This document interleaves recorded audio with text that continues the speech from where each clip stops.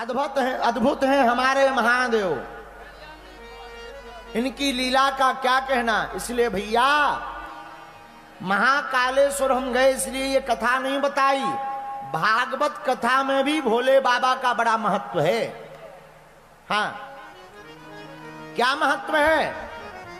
भागवत कथा के वक्ता श्री सुखदेव जी महाराज इन्हीं का ही रूप है। बोलो हर हर महादेव। जब वेद व्यास जी ने भगवान शंकर की तपस्या की तो भगवान शंकर ने वरदान देते हुए कहा, जाओ हम तुम्हारे घर पर संतति रूप में आवेंगे और श्रीमद् भागवत महापुराण का प्रचार करेंगे। कल जब श्रीमद् भागवत महापुराण की कल की कथा में रचना हो गई तो श्री व्यास जी के मन में विचार आया, अब इसका प्रचार कौन करेगा। देखो भैया, बनाना सरल है पर दुनिया तक पहुंचाना बड़ा कठिन है। बोलो जय सिया राम। जोर से बोल दो, और जोर से बोल दो, जरा और जोर से बोलो। भैया वेद व्यास जी को अपने पुत्र सुखदेव जी की याद आ गई। सुखदेव जी कौन है। आहा हा। एक बार भगवान शंकर कैलाश पर्वत पर बैठे थे, पार्वती जी सामने, पर भोले बाबा तो ध्यान में मगन। नारद जी पहुंच गए। कौन पहुंच गया। नारद जी। नारद जी पार्वती जी को उकसाते हुए बोले, मैया आप तो भोले बाबा को बहुत मानती हो, भोले बाबा भी आपको मानते हैं, पर तुम्हें भोले बाबा के सभी राजों का रहस्यों का पता नहीं होगा। पार्वती जी बोली, नारद जी हम तुम्हें जानते हैं, एक दूसरे में लड़ाई फंसाकर मजा लेने का तुम्हारा पुराना काम है, हम तुम्हें जानते हैं, हमें बातें मत बनाओ। नारद जी बोले, मैया हम बातें ना बना रहे, सच सच बतावे, भोले बाबा जो गले में मुंडों की माला पहनते हैं तुम्हें पता है वो किसकी है। पार्वती जी बोली, हमें पता नहीं है। नारद जी बोले, तुम्हें तो फिर ये भी पता नहीं होगा कि भस्म किसकी रमाए। पार्वती जी बोली, ये भी हमें पता नहीं है। तो नारद जी बोले, महाराज मैया फिर तो एक और बात तुम्हें पता नहीं होगी। बोले क्या। बोले इनकी पहले भी एक शादी हो चुकी है। पार्वती जी बोले, हाँ। नारद जी बोले, तो पार्वती जी बोले, बताओ वो कहां रहती हमारी सौतन। नारद जी बोले, अब हमें उसका ठिकाना तो पता नहीं है, भोले ही बाबा से पूछो, अपन तो जय चले श्रीमन नारायण नारायण। नारद जी चले गए। अब तो पार्वती जी के दिमाग में वही बात घूमे, और कोई भी भाई धर्म पत्नी कोई भी हो, सौतन की बात आ जाए आग लग जाती है। बोलो सीताराम। जोर से बोलो, चाहे कोई मजाक में भी कह दे आग लग जावे। बोलो जय हनुमान जी की। पार्वती जी बैठी कि अब जागने दो भोले बाबा को, अभी मजा लेते हैं। अब भोले बाबा जागे समाधि से, राम राम राम राम राम सीताराम सीताराम सीताराम। पार्वती जी बोली, हमारी सौतन से करो सीताराम, हमसे मत करो। भोले बाबा बोले, क्या बात है देवी जी, आज तो उठते ही ना प्रणाम ना आरती ना बंदन, सीधा सा उल्टा सीधा प्रवचन मंगलाचरण हो रहा है, क्या बात है। पार्वती जी बोली, हमें बात ही नहीं करनी, जब तुम पहले ही शादी कर चुके तो हमें बताया क्यों नहीं आज तक। भोले बाबा ने कहा, ये कौन सी खाज फंस गई। भोले बाबा बोले, देवी जी एक बात बताओ, नारद जी तो नहीं आए थे। पार्वती जी धीरे से हिला के बोली, हाँ वो आए तो थे। शंकर जी बोले, तब तो कुशल है, बातों से काम चल रहा, ये जहां भी जाते हैं सीधा लट्ठी उठवा देते हैं। बोलो जय हनुमान जी की। क्या हो गया, आप क्यों नाराज बैठी हो। पार्वती जी बोली, महाराज हमने सुना आपकी पहले शादी हो चुकी। भोले बाबा बोले, सही बात है। पार्वती जी बोली, महाराज अब बात तो बाद में होगी, पहले ये बताओ ये मुंड किसके हैं, ये जो मुंडों की माला है ये किसकी खोपड़ियां हैं। शंकर जी बोले, बताएंगे। और कोई प्रश्न। हाँ महाराज, ये जो भस्म है ये किसकी है। अब भगवान शंकर ने पार्वती जी को बैठाया सामने, बैठो देवी जी। आपने सही सुना, हमारा पहले भी विवाह हो चुका। किसके साथ महाराज? मुस्कुराते हुए त्रिभुवनपति भूत भावन महादेव बोले, देवी हमारा विवाह किसी और के साथ नहीं, तुम्हारे ही साथ हुआ। पूर्व जन्म में तुम सती थी, इस जन्म में तुम पार्वती बन गई हो। अच्छा महाराज, तो महाराज ये मुंडों की माला किसकी है? भोले बाबा बोले, ये भी तुम्हारी है। हमारी महाराज? हाँ, जितने मुंड हैं इतनी बार तुम जन्म ले चुकी, शरीर त्याग चुकी, और हम तुमसे इतना प्रेम करते कि जब भी तुम शरीर त्यागती हो तुम्हारे मुंडों की माला बनाकर हम अपने हृदय के पास सदा रखते हैं। पार्वती जी बोली, महाराज रुकियो रुकियो रुकियो रुकियो रुकियो, केवल हम ही भर गए, आप एक भी बार गायब नहीं भये?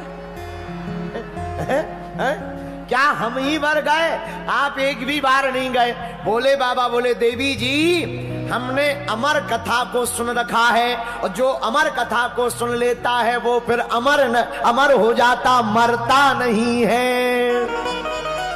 पार्वती जी बोली, महाराज वो जो भी कथा जड़ी बूटी हो हमें और खिवाए दो, कौन लफड़ों में पड़े बार बार, कम से कम अगली बार ये शक तो पैदा नहीं होगा। बोलो जय बजरंगबली। अच्छा, पर तीसरी बात नहीं बताई महाराज, ये भस्म किसकी है? बोले बाबा बोले, दो लोगों की। कौन कौन की? एक बोले, जब तुम शरीर त्यागती हो तो हम तुमसे इतना प्रेम करते कि तुम्हारी देह जब भस्मीभूत हो जाती तब उसी भस्म में हम लौटने लगते हैं। और दूसरा, राम भक्तों की भस्म हम अपने तन पर लगाते हैं। अच्छा महाराज, बाबा अब बातें मत बनाओ, हम इतने बार चले गए, आप एक भी बार नहीं गए, वो बूटी हमें भी खवाओ। बोले बाबा बोले, वो खवाई नहीं जाती, सुनाई जाती है, पिलाई जाती है। महाराज पिलाओ, अभी बर्तन ला रहे हम। नहीं नहीं नहीं नहीं, बर्तन से नहीं पिलाई जाती, फिर कानों से पीना पड़ता है। अच्छा महाराज, कानों से कौन सी बूटी? अरे भैया, भोले बाबा बोले, देवी जी वो कोई और बूटी नहीं है, राम कथा ही अमर कथा है, कृष्ण कथा ही अमर कथा है। जो भी इस कथा को भाव पूर्वक सुनेगा, सिद्धांत पूर्वक सुनेगा, भैया वह मौत से परे हो जाएगा, मौत उसका बाल वांका नहीं करेगी, वह उसका तन जरूर मर जाएगा पर आत्मा को कोई नहीं मार सकता है। महाराज हमें भी वो कथा का रसपान कराओ। भोले बाबा ने डमरू बजाई, जितने भी पशु पक्षी थे सब कैलाश पर्वत के भाग गए, लेकिन एक छोटा सा तोता उसी बरगद के पेड़ के ऊपर रह गया, वो भाग नहीं पाया, छोटा था। भोले बाबा ने कथा सुनाई, पर कथा होते के बीच में पाप उठे अकुलाए, या सोवे या लड़ पड़े या उठ के भग जाए। कथा के बीच में एक खतरा होता है, पूछो क्या? कई बार तुम देखना कथा के बीच में इतनी बढ़िया नींद आती है, इतनी बढ़िया नींद आती है कि बिस्तर मिल जाए तो 6 महीना उठे ही ना, कुंभकर्ण जैसे ऐसा लगता है। हाँ बोले क्यों? बोले कथा होते के बीच में पाप उठे अकुलाए, जो भीतर पाप रहते उन्हें लगने लगता अब हमें हाउस खाली करना पड़ेगा क्या, अब हमें भागना पड़ेगा क्या? एक काम करो, इसको ही कथा से उठा दो, ये कथा से उठ जाएगा तो हमें अंदर से भागना नहीं पड़ेगा। बोलो जय बजरंगबली। इसलिए तुम देखना कथा में जितनी दुनिया की बातें याद आती कहीं नहीं आती। हाँ, सबसे ज्यादा, और बुरा ना मानना, इंदौर के पागलों तन से पूजा कर रहे, आज के डेट में लोग तन से पूजा कर रहे, मनवा गया बाजार, और कैसे रीझे सांवरा जुड़े न दिल के तार। ज्यादातर लोग आजकल तन से पूजा कर रहे, और मन तो मार्केट में इंदौर के घूम रहा, चाट पकौड़ी खा रहा, इंदौर का पोहा प्रसिद्ध है, बढ़िया खा रहा है। फिर कहते गुरुजी कृपा नहीं होती ठटरी के बरे नक कटा है।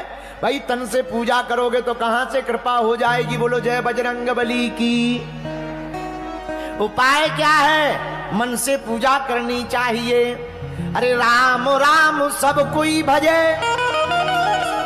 पर दशरथ कहे न कोई, और जो एक बार दशरथ कहे कोटि यज्ञ फल हो। अच्छा ये दशरथ क्या है? दशरथ, दशरथ, ये दशरथ क्या है? दशरथ कोई आदमी नहीं है, 10 रथ हैं और 10 रथों के ऊपर बैठा है मन, जो अपनी 10 इंद्रियों के ऊपर रूपी मन से बोलता है राम राम, उसी को एक बार के राम कहने में ही करोड़ यज्ञ समान फल प्राप्त हो जाता है। बोलो सीताराम। अरे जोर से बोलो, थोड़ा और जोर से बोलो। भोले बाबा ने भैया अमर कथा सुनाई। अमर कथा में पार्वती जी बीच में सो गईं, तो जो तोते का बच्चा ऊपर बैठा था उसके कानों में अमर कथा गई तो चेतना आ गई, और चेतना इतनी प्रबुद्ध आई कि वो बुद्ध और प्रबुद्ध बन गया। तो जब पार्वती जी सो गई तो कथा में बीच बीच में जवाब देना चाहिए। हाँ महाराज बढ़िया कह दी, हो हाँ जय हो। ये बीच बीच में बोलने से कथाकार का मन लगा रहता है कि तुम्हें समझ में आ रही। बोलो जय बजरंग बली। कुछ लोग तो वरना ऐसे बैठ जाते जैसे घर से पिट करके आए हो गए। हाँ, घर से पिट करके आए हो अपनी, बिल्कुल यहाँ पर बिल्कुल आराम करने आए। एक आदमी हमें मिला, हमका एक बात बताओ तुम कथा में क्यों इतनी ज्यादा क्यों कथा में जाते हो? बोले घर में 3 घंटा कम से कम बच तो जाते। हमका मतलब है, बोले घर में रहो तो पत्नी की बातें सुननी पड़ती, कम से कम पत्नी से तुम ठीक हो गुरुजी। बताइए, बाद में पता लगा वो भी मूसा खेड़ी का था। बोलो सीताराम सीताराम। तो भोले बाबा ने कथा सुनाई, वह सुख यानी तो तोता बीच बीच में जवाब देने लगा।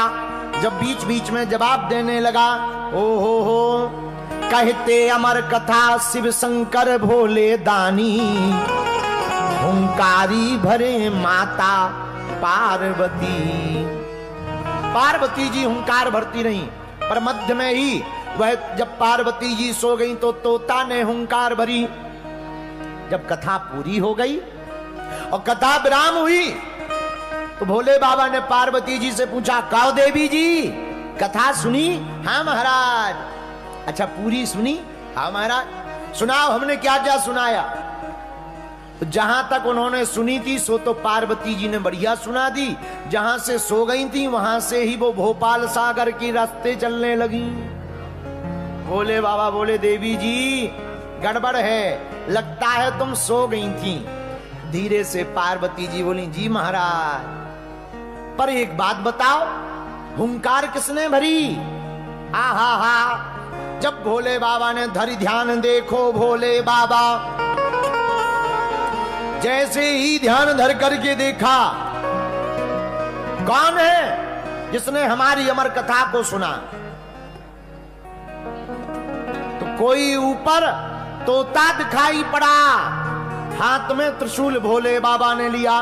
दंडत करन हेतु शिव दौड़े, झट त्रिशूल कर धार्यो। दंडत करने के लिए त्रिशूल हाथ में लिया, हम मार देंगे। तुमने हमारी कथा चोरी से सुन ली है। वो तोता प्राण बचा करके भागा, बड़ी दूर तक भागा। आगे आगे तोता, पीछे पीछे शंकर जी। इनका नाम ही है भोले बाबा। पीछे पीछे भोले बाबा, आगे आगे तोता। वो तोता भागता भागता कहीं जगह नहीं मिली तो वेद व्यास जी की पत्नी धान फटक रही थी। धान, उसी समय उनको जमुहाई आई, और जैसे ही जमुहाई आई वह छोटा सा तोते का बच्चा मुख के द्वारा उन वेद व्यास जी की पत्नी के पेट में चला गया। अब भोले बाबा आए त्रिशूल लेकर के, वेद व्यास जी से बोले, हे महाराज तुम्हारे घर में हमारा दुश्मन घुस गया है, भेजो उसे बाहर। वेदव्यास जी बोले महाराज आपका कौन शत्रु? बोले बाबा बोले एक चोर है, चोर, उसने हमारी कथा चुरा ली। तो वेदव्यास जी बोले महाराज जी कौन सी कथा? अमर कथा, उसने हमारी अमर कथा सुन ली। वेदव्यास जी बोले बाबा अब उसका करोगे क्या? बोले बाबा बोले त्रिशूल मार करके मारेंगे। वेदव्यास जी बोले ले तुम भोले के भोले ही रहे पक्के। बोले क्यों? बोले जब उसने अमर कथा सुन ली तो अमर कथा का फल क्या है? वो कभी मरेगा नहीं, जब मरेगा नहीं तो तुम्हारे त्रिशूल से कैसे मर जाएगा? तब भोले बाबा को याद आया, अरे राम राम राम राम राम राम राम राम, अब तो भैया हम जे चले। भोले बाबा चले गए, 12 वर्ष तक रहे माता जी की कोख में। 12 वर्ष बाद वेदव्यास जी ने कहा भैया जो भी हो सो बाहर आ जाओ। तो भीतर से आवाज आई, पिताजी हम बाहर आएंगे, तुम हमें लफड़े में फंसा दोगे, शादी करवा दोगे, गृहस्थ में पढ़वा दोगे, हमें प्रपंच में पढ़ना नहीं। वेदव्यास जी बोले चिंता मत करो, हमको मोह नहीं सताएगा, तुम बाहर आओ। बोलो जय बजरंगबली। अब 12 वर्ष बाद जब वेदव्यास जी की धर्मपत्नी के कोख से वह प्रकट भय तो कोई और नहीं, भागवत की महिमा को जन जन तक पहुंचाने वाले परमहंस श्री सुखदेव जी महाराज प्रकट हो गए हैं। बोलो सुखदेव भगवान की जय हो। अब भैया जैसे ही प्रकट भय तो वेदव्यास जी महाराज 12 वर्ष गर्भ में रहे, आश्वासन प्रभु से पाए। तो महीना व्यापे माया कबहू सुन के बाहर आई। आपको जो है माया नहीं सताएगी। जब 12 वर्ष बाद प्रकट भय तो जन्मते ही सुखदेव जी महाराज ने घर छोड़ दिया और घर छोड़ करके वन में आ गए। वेदव्यास जी कुछ देर तक तो दूर दूर तक पीछे पीछे गए। यम प्रभजन्तमनुपेतम पेति कृत्यम द्वैपायनो विरह कातर्य पुत्रेति तन्मयतया तर्वो विनेदु सर्वभूति हृदयम मुनिमानतोस्मि। पुत्र के पीछे बहुत दूर तक भागे पर सुखदेव जी महाराज नहीं रुके, वन में आकर बैठ गए। पर भैया जो बालक घर छोड़कर चला गया था वही बालक भागवत भगवान की कृपा से पुनः घर आया। कैसे? जब 18,000 श्लोकों की संगता भागवत लिख दी तो व्यास जी ने अपने शिष्यों को भागवत के श्लोक सिखाए। यहां वहां जाकर श्लोक गाओ। सुंदर सुंदर मधुर मधुर श्लोक गाने लगे। जहां सुखदेव जी ध्यान कर रहे थे तो एक शिष्य ने, वेदव्यास जी के शिष्य ने श्लोक गाया, भगवान की सौंदर्य रूप के बारे में गाया। बरहा पीडम नटवर बपु कर्णयो कर्णिकारम बिभ्रतवासः कनिककपिसं वैजयन्तीं चमालाम् रंध्रान वेणोरधर सुधया पूरयन् गोप वृंदे वृंदारण्यम स्वपद रमणम प्राविशद गीत। आहा, मधुर मधुर श्लोकों का गान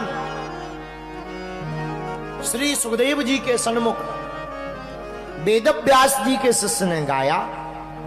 क्या कहा? बोले बरहा पीडम नट बर बपू। कोई इतना सुंदर है, कितना सुंदर। बोले कोई सांवरा है, बड़ा प्यारा सलोना है, नंद नंदन है। भैया उनके स्वरूप का क्या कहना। पीला पीतांबर पहन रखा है, सुनहरी कोर है जिस पीतांबर की, बिजली सी चमक रही है, धारण किए हुए पीतांबर है, गले में काली कामरिया बांधे हुए हैं, सिर पर मयूर पंख लगाए हुए हैं, कानों में मकराकृति के कुंडल धारण किए हुए हैं, गले में बैजंती माला धारण किए हुए हैं। श्री धाम वृंदावन में यमुना के किनारे कदम्ब के वृक्ष के नीचे ठाकुर जी खड़े हुए हैं, 3 जगह से टेढ़े हैं, हाथ में बांसुरी लिए हुए हैं, बांसुरी की मधुर मधुर तान को सुना रहे हैं।